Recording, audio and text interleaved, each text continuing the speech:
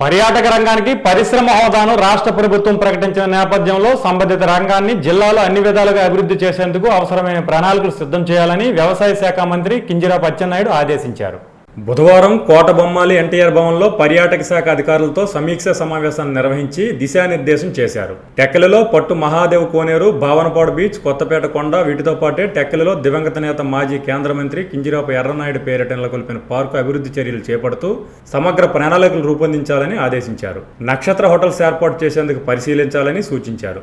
ఆయా ప్రాంతాలను స్వయంగా పరిశీలించి నివేదిక అందజేయాలని మంత్రి ఆదేశించారు. పర్యాటకులను ఆకట్టుకునే విధంగా ప్రతిపాదన సిద్ధం చేయాలని ఆదేశించారు.